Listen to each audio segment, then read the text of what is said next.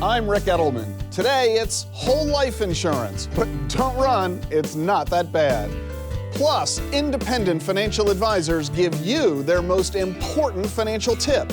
And if you really believe the economy is heading for a meltdown, I'll tell you what you need to do right now.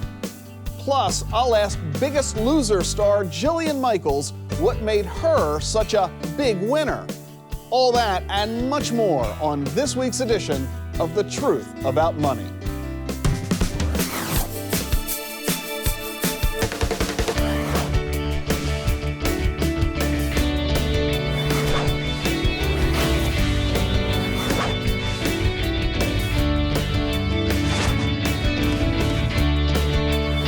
Best-selling author and founder of one of the nation's largest financial planning firms, Ric Edelman. Do people still go to Broadway shows to forget their troubles? I sent my colleague Keith Spangle up to Broadway to find out. In all your fantasies, you always knew. John and Mary Public come from the middle of the United States, and of course we see the musicals all over the place, but what's a good information source for them to look and perhaps compare the different kinds of shows? Because of course, husband, wife, they might have, there's a lot going on. Where should they look? First of all, women usually buy tickets. I mean, 66% of all tickets are bought by women. So they usually see what they want to see. But in terms of trying to decide what you want to see, a play versus a musical, you know, there are a lot of websites. There's Broadway World, there's Broadway.com, there's Theater Mania. If you're in New York, you can go to New York and Company. So there are a lot of ways you can find information. You can read the New York Times, look at the ABCs, what's playing in New York, the Post, the Daily News. I mean, it's listed everywhere.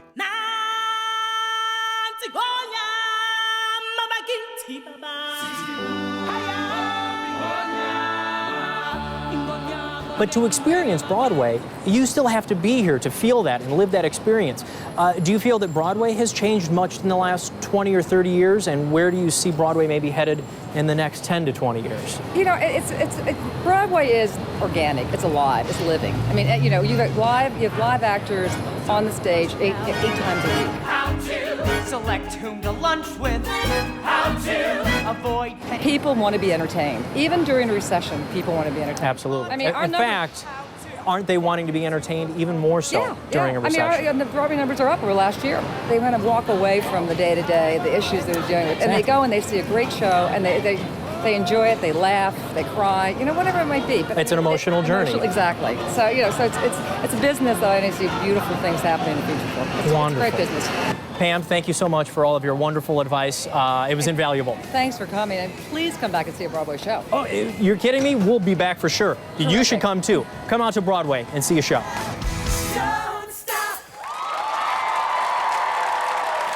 Keith, you had a great time on Broadway. I know you always wanted to go to Broadway. Yes. But let's talk about the ticket prices.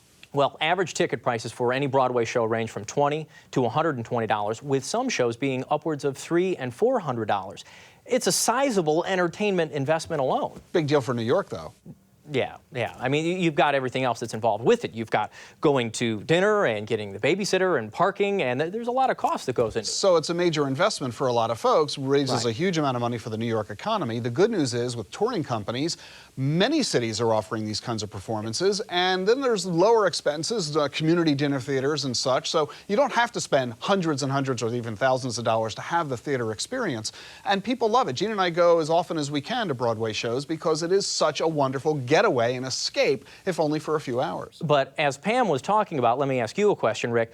Who gets to pick the show between you and Jean when you're going out? Oh, I always pick, but somehow it seems to be always the same one that Jean says she wants to go see. Well, the good thing is in the theater district alone, there's 40 different theaters there. There's all different kinds of shows to choose from. There's adult entertainment, there's kids entertainment, there's educational, and everything in between. And the fact that there's kids entertainment now, what a great way to get the kids into the arts. You take them to see Wicked, Mary Poppins, The Lion King. These kids are going to love the arts for life. Keith, thanks so much for being with us. Thanks for having me, Rick. Is the following statement true or false? General obligation bonds are guaranteed by the state or local government that issues them. We'll have the answer in just a few minutes. At a recent conference, investment advisors were asked just one question. If they could only give one piece of advice, what would it be? Find an advisor that can understand your goals and trust him or her to help you. Spend less than you make. Don't ever let your emotions control your actions in the markets. Understand the rule of 10 Staffel, which is there ain't no such thing as a free lunch. My first bit of advice would always be have an emergency reserve account. Is the following statement true or false? The statement is true. General obligation bonds are guaranteed by the state or local government that issues them. State and local revenue bonds are not guaranteed.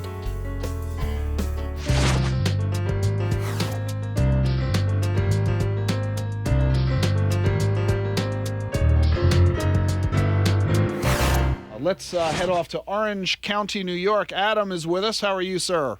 Very good. How about you guys? Great. How can we help? Well, I have two life insurance policies. One my parents got when I was born, and the other that I started purchasing about 10 years ago to lower a car insurance policy. And contacted my financial advisor, and he recommended taking those two accounts and combining them and using them as an investment for the future. And I know that in previous years, and I believe in one of your books, you guys recommended not ever using a life insurance policy as an investment. And just wanted to know, as time has changed, if your views on that have changed. Quick, run! No, our views, Adam, have not changed on that. The only people who would tell you to buy insurance as an investment are insurance salesmen who make very large commissions telling you to do that. Insurance is important. Life insurance is vital. We recommend it routinely for our clients. We are very concerned that most Americans are underinsured and are placing their spouse and children at severe financial risk because they don't own enough life insurance. However, you should be generally buying term life insurance. It's the most inexpensive way to get the job done. Buying whole life insurance, cash value life insurance, variable life insurance, universal life insurance. What other names does it have? Both of these, I believe, are whole life policies. They are. And as you recommend, as you mentioned in your books, I know I'm in my mid-30s. I have no wife, no children. I have no debt. You know, I have a surplus at this point. Adam, you have no reason to be buying a lot of life insurance, so there is no reason for you to be buying it at all, and certainly not a lot of whole life coverage. I would suggest that you're not dealing with a financial advisor, you're dealing with an insurance salesman.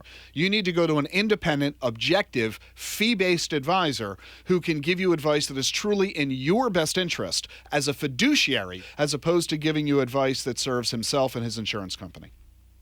Excellent. Thank you very much for all your help. It's our pleasure. Thank you so much for calling. It's always best. We love it when people call before they do something. Yeah. At that age, I own a home now. I'm a homeowner. It's in New York, so it's small. It's one of those first floor. They got a name for them. Garden apartment, the garden shed. That's what we have. We have a garden shed. We bought it at the Home Depot. And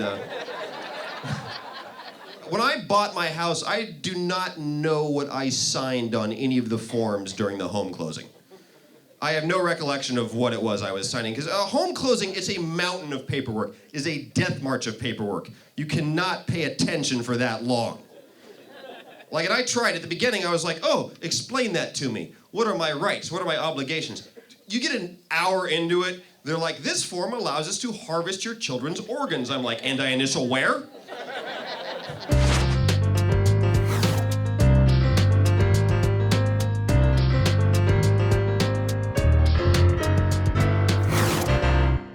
Rick, I was having a conversation with my son the last time I heard you speak. I was really pumped because you talked about how things come around, go around in cycles, and there's always wars and there's always, inflation and all that sort of thing, and I felt really encouraged. And he's a finance student. He's planning on moving to New Zealand because he's kind of given up on America. And I said, why? He's been telling me the same things you've been telling me, and I finally get it. And he said, because it's a game changer. Things are different now because of the national debt. We're in a place now where we can't dig out. And even if you changed the whole tax system where we weren't putting all the money where we are now in all the wrong places, We couldn't even pay the interest on the debt. So this is a game changer, and it's not going to be the same as the cycles were in the past. What do I say to him? Leave you a forwarding address? So he's decided that an island with minimal independent ability to sustain and support itself is the answer. It is astonishing to me how often college kids have all the answers. I know I did when I was in college, and now there just seem to be more and more questions. The assumption that this time it's different is a phrase that has been often used and never proven correct. This time isn't different. What your son needs to do, in addition to studying finance, which is a fabulous topic, obviously, for him to study, he also needs to study history, because it doesn't appear that he's doing that. In fact, one of the best books on the subject recently published that I would encourage your son to read is the book that is called This Time It's Different, which is exactly what your son's premise is. In this book, written by a couple of academics, they go back over 800 years of economic crises around the world. And the reason they called their book This Time It's Different is because it isn't. That's what everybody always says, and as they demonstrate through 800 years of history, it's never different. It is cyclical, and it isn't a one-way downhill dilemma that we're going to be facing ourselves. So if he really does want to become an expatriate, there are other places I would recommend than an island in the South Pacific. In my book, The Truth About Money, in fact, I have a chapter on what you should do in the event of economic collapse, because a lot of people are very concerned about what is going on in this country. First, quit your job. The paycheck will be worthless. Second, sell your home while you still can, while you can still find a buyer. Liquidate all of your investments, everything, retirement accounts, investments, all assets. All financial institutions will be shut down in the event of economic collapse. The accounts will be closed. The values of those assets will be worthless. Liquidate them now. Then you need to buy a property in the mountains with its own water source that is at least 100 miles from any federal installation. It must have not only its own water source, it must be very hard to get to, virtually impossible to see, so that it is protected. And you need to get at that property a large inventory of weapons, a large inventory of books, particularly on agriculture, botany, and medicine and healthcare. An encyclopedia wouldn't be a bad idea. Forget about accessing the internet. The internet will be shut down in the event of an economic crisis. And you also need to get 2 all-terrain vehicles and 2 German Shepherds, 1 male, 1 female. Monopoly might not be a bad idea because you're going to have a lot of time on your hands. So get some board games. And then finally, hope that you're right, because if you're wrong, you're going to look awful silly. Thank you. My pleasure. I've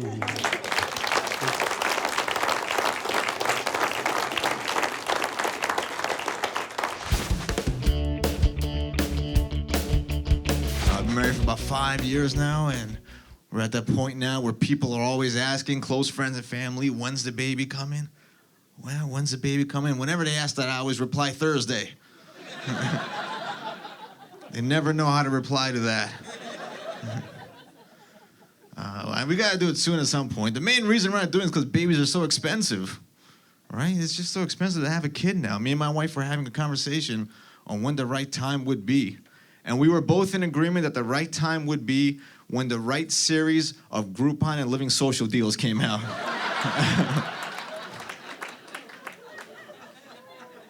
If in the same week we have a doctor's visit, diapers, and childcare, that's the time to finally start having a kid.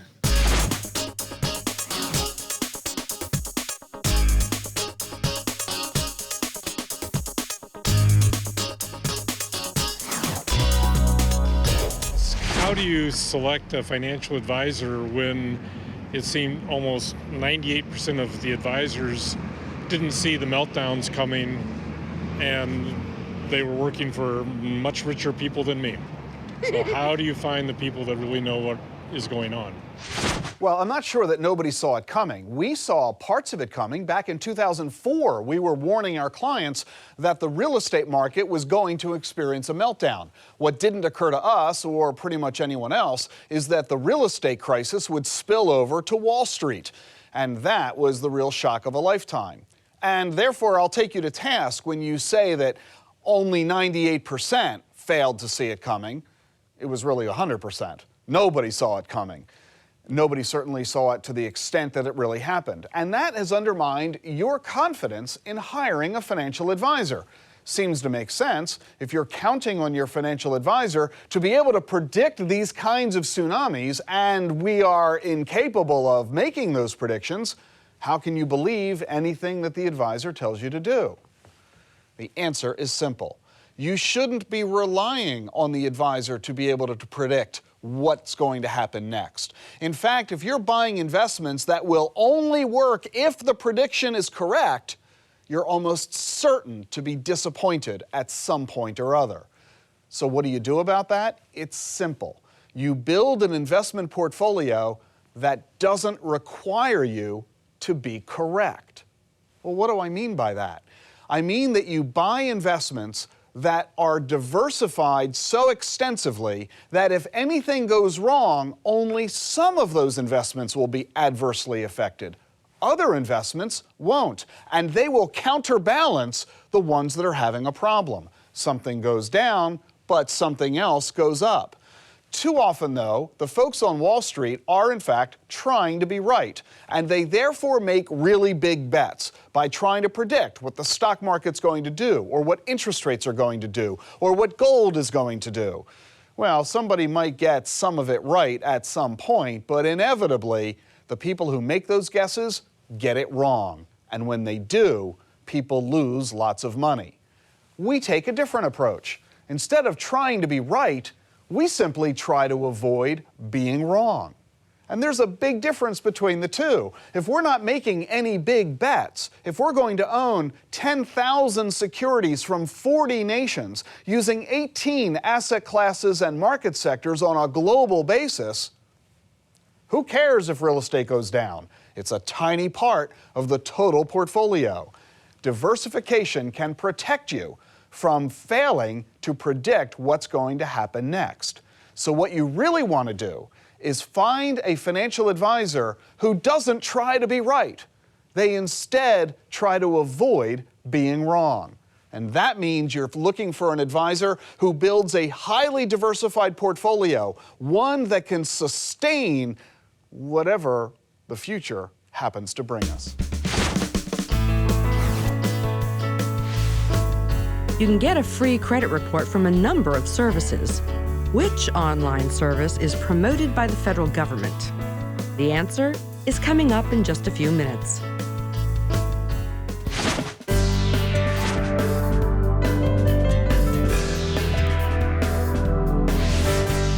Jillian Michaels seems to be everywhere. Magazine covers, podcasts, blogs, DVDs, and of course, she got her start on the hit show, The Biggest Loser.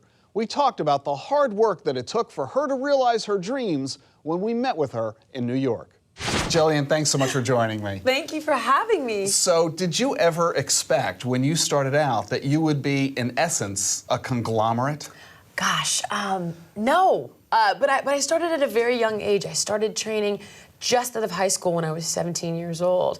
But you've gone beyond training. Now you're Yes. doing, so much more in the world of education and in product delivery to help people accomplish what it is you're trying to get them to accomplish. When did Absolutely. how did that all evolve? Wow. I would say that I was a fitness trainer for many years, and I spent a short period of time from the age of 24 to 27 as an agent in Hollywood, working with writers and this and that, and I was very unhappy, decided it wasn't the line of work for me.